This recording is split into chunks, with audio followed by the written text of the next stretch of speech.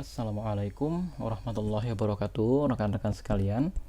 Pada kesempatan pembelajaran hari ini, saya akan lebih jauh menerangkan soal aspek-aspek dalam puisi. Yang garis besar pembahasan kita kali ini adalah soal majas. Apa sih majas itu?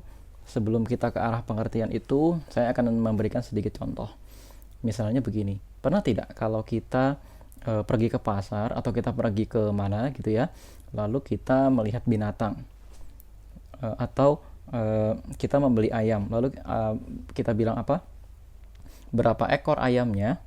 Nah, lalu pedagangnya akan menyebut ini ada 8 ekor, totalnya berapa rupiah? Totalnya 10.000 rupiah misalnya, satu ekornya. Nah, ternyata teman-teman sekalian, kata-kata ekor di sini tentu tidak menunjukkan bahwa yang dijual hanyalah ekor ayam saja. Akan tetapi yang dijual tentu adalah ayam utuh, atau setidak-tidaknya ya ayam sebagaimana ayam, bukan hanya ekor ayamnya saja. Nah, tapi ternyata orang-orang Indonesia ketika berbicara menggunakan istilah ekor ayam untuk menyebut ini yang dijual berapa ayam. Nah, penyebutan ini ya, ini artinya menyebut sebagian anggota tubuh untuk melambangkan keseluruhan anggota tubuh yang lain. Ya, misalnya berapa kepala yang ada dalam keluarga tersebut. Nah, berapa ekor yang ada dalam kandang, berapa utas yang ada di sana, atau misalnya lagi berapa kaki yang ada di sana, berapa mulut yang mesti diberi makan dan lain sebagainya. Ini semua kita sebut sebagai majas. Sederhananya, majas adalah penggambaran yang dibuat untuk menyederhanakan ya, atau penggambaran digunakan untuk memudahkan orang memahami pengertian yang sedikit lebih rumit, atau sederhananya majas adalah pengibaratan agar tuturan kita itu semakin indah dan agar juga tuturan kita itu terasa semakin mudah dipahami. Contoh yang lainnya misalnya, kalau yang tadi itu kita menggunakan majas pars pro toto namanya, sebagian untuk menyebut keseluruhan. Contohnya begini, ada berapa tangan yang ikut campur ke dalam masalah itu. Nah, tentu maksudnya adalah bukan tangannya saja ikut campur ke dalam masalah tersebut, akan tetapi berapa orang yang ada di sana, karena biasanya kalau orang melakukan sesuatu tangannya itu yang bergerak. Nah, contohnya lagi adalah ada berapa kepala hidup di rusun tersebut. Nah, tentu maksudnya bukan kepalanya saja yang hidup ya, bukan ada kepala di sana lalu berjalan-jalan sedangkan badannya tidak ada, bukan seperti itu maksudnya.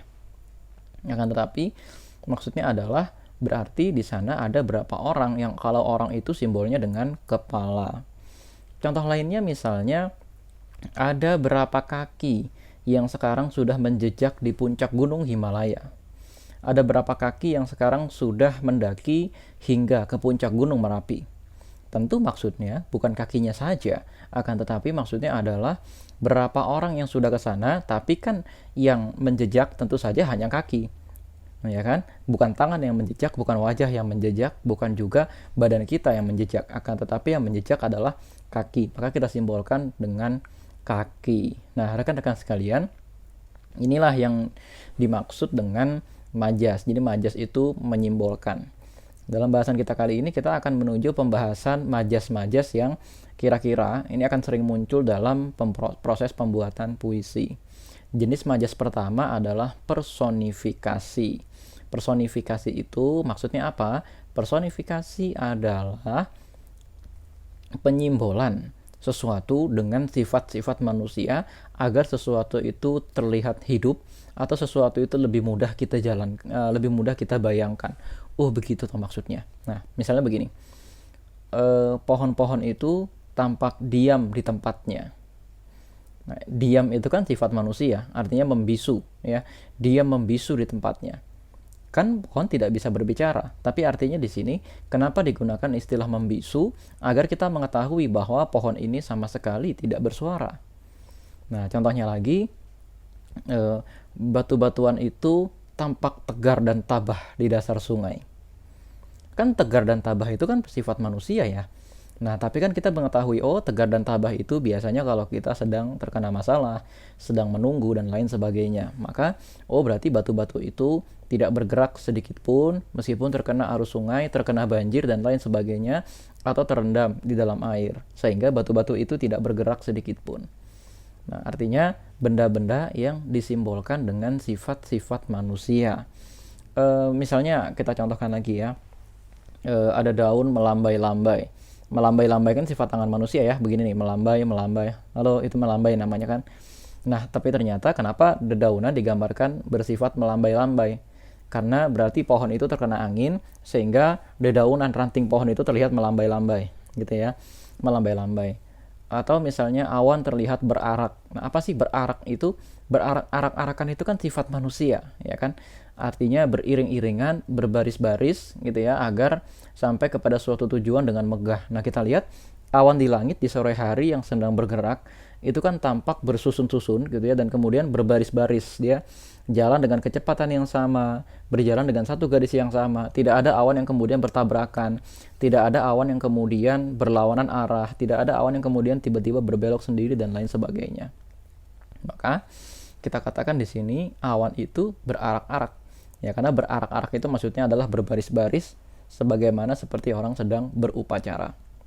Ini adalah contoh majas personifikasi. Jadi makhluk selain manusia, ciptaan Allah Subhanahu wa taala selain manusia, kita berikan sifat-sifat manusia. Ya, contohnya lagi misalnya begini. Kita saksikan api berkobar menjilat seisi rumah. Kan menjilat itu sifat dari lidah kan? Yang bisa menjilat itu lidah. Tapi kenapa api digambarkan menjilat? Oh, ternyata karena api itu memang lidahnya gitu ya, lidah api itu seperti sedang menjilat-jilat. Lidah api itu kalau kita lihat api yang sedang berkobar, nah api itu kan biasanya nanti akan mencabang-cabang gitu ya, mencabang-cabang seperti daun pepaya. Nah, setiap cabang-cabangnya itu kita katakan sebagai lidah api. Dan ketika lidah api itu menjilat-jilat sesuatu, sesuatu itu akan ikut terbakar. Itulah maksudnya dari api menjilat-jilat seisi rumah. Jadi maksudnya bukan api itu menjilat, akan tetapi api itu digambarkan memiliki sifat dari lidah, yaitu menjilat. Nah, contohnya lagi misalnya kita lihat angin berderai dengan ramah, angin bertiup dengan ramah. Nah, di sini kan ramah itu sifat wajah manusia. Apa sih istilah dari ramah itu? Ramah itu kan berarti sejuk gitu ya, nikmat, menidurkan, apalagi membuat kita merasa tenang, rileks gitu ya. Kalau kita berhadapan dengan orang yang ramah, kita senang, kita bahagia, kita tidak merasa terancam. Nah, begitulah sifat angin yang berembus pelan-pelan maksudnya. Angin itu berarti terlihat ramah, tidak menerbangkan jemuran. Angin itu tidak membawa debu-debu untuk berterbangan. Angin itu tidak mengancam kita dan lain sebagainya. Nah, itu diantara penjelasan sederhana mengenai majas personifikasi. Person, ya, artinya sesuatu benda mati atau benda objek selain manusia, dan binatang kita jadikan sebagai objek atau kita jadikan sebagai sesuatu yang bisa melakukan sesuatu seperti manusia. Dalam skala yang lebih rumit, misalnya kita ketahui ruangan itu seperti mengancam, atau segala sesuatu, semua benda-benda menjadi saksi bisu. Segala sesuatu tampak seperti mengawasi dirinya. Nah, itu contohnya majas personifikasi. Sebagai lawan dari majas personifikasi, ada yang namanya majas depersonifikasi. Kalau depersonifikasi, berarti manusia kita berikan sifat dari benda mati. Nah, gitu ya. Kalau manusia kan ya manusia itu ramah, tabah. Benda mati itu apa? Benda mati itu sejuk, panas, dingin, patah, apalagi hangus, apalagi ya. Pokoknya sifat-sifat benda mati deh, gitu ya. Contohnya manusia itu sejuk sekali, atau kata-katanya terdengar sepoi-sepoi. Nah, kata-katanya terdengar rindang sekali. Wajah ayahnya terlihat rindang sekali. Matanya teduh sekali. Kan teduh itu bukan sifat manusia. Rindang itu juga bukan sifat manusia. Teduh itu mungkin sifat benda yang menghalangi cahaya matahari sampai kepada kita secara langsung. Kalau rindang itu sifat pohon, terus apalagi. Pokoknya segala sifat benda mati yang dilekatkan kepada manusia. Kalau tadi sifat manusia dilekatkan kepada benda mati, yang ini sifat benda mati dilekatkan kepada manusia. Orang itu tinggi menjulang. Nah, tinggi menjulang itu kan sifat dari gunung gitu ya, sifat dari gunung. Contohnya lagi, misalnya langkahnya mengalir seperti air. Nah, kan mengalir itu kan sifat air ya. langkahnya mengalir seperti air yang tenang. Nah, airnya berarti langkahnya itu tenang sekali, tap tap tap tap ya, mengalir dengan tenang. Atau biasanya di ekspresi wajah ya, wajahnya terlihat eh, wajahnya terlihat panas sekali atau wajahnya terlihat terik sekali. Kan terik itu sifat matahari gitu ya. Ketika wajah seseorang kita gambarkan dengan sifat terik, nah ini berarti orang ini sifatnya panas nih seperti matahari begitu ya. Lalu misalnya lagi kita gambarkan misalnya begini, tangan orang itu begitu kaku atau tangan orang itu sangatlah ringan, apa ya, pokoknya ringan sebagai pohon dan lain sebagainya, ringan sebagai ranting dan lain sebagainya. Atau contoh yang lain, amarahnya berkobar-kobar. Nah, amarah yang berkobar-kobar ini kan, nah berkobar-kobar ini kan berarti sifat dari api. Tapi sifat dari api ini kita lekatkan kepada manusia. Nah, ini berarti kita telah melakukan atau telah menciptakan majas depersonifikasi. Sebetulnya ada macam-macam lagi jenis majas, akan tetapi kita fokus kepada dua ini dulu, ya, personifikasi dan depersonifikasi. Nah, sebagai tugas ya rekan-rekan sekalian, silakan mencari contoh 10 majas personifikasi dan 10 majas depersonifikasi yang ini nanti seringkali digunakan dalam puisi. Sebagai contoh ini ya, misalnya kita cari di puisinya Pak Aji Prosidi, yaitu Cari Muatan, yang diterbitkan oleh Balai Pustaka. Ya, misalnya di sini ada apa nih ya? Mari kita cari di sini. Pertama-tama ada majas personifikasi misalnya.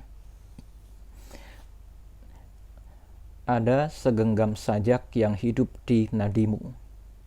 Nah, ini kan berarti personifikasi ini ya. Segenggam sajak dikatakan hidup. Nah, ini ya. Lalu ada lagi misalnya di sini. Wah, ini agak sulit dicari di sini ya, agak jarang. Karena di sajak-sajaknya Aji Prosidi memang biasanya tidak menggunakan personifikasi, tapi tidak apa-apa. Kita cari sebentar nih ya. Oke.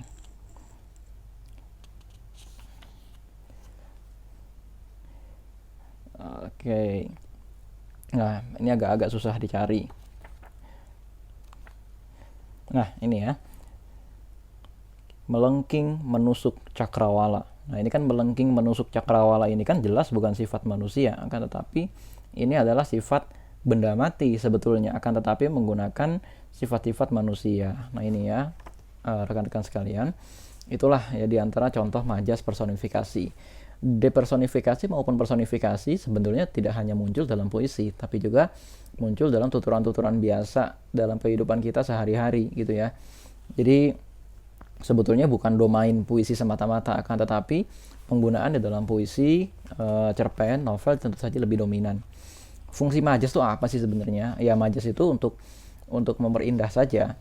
Kenapa sih tuturan manusia itu harus indah? Agar lebih mudah dipahami, agar lebih mudah dimengerti, agar orang itu ketika mendengar tuturan kita merasa ini tuturan yang bagus, ini tuturan yang tidak menyindir, ini tuturan yang tidak menyakiti hati kita.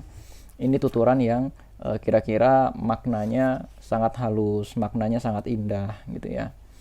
Ya, tuturan-tuturan seperti penanya menari-nari, handphonenya berkhianat, atau cuaca berkhianat, motornya sedang tidak bersahabat, cuaca sedang ganas sekali, atau orang itu tampak orang itu tampak buas dan lain sebagainya.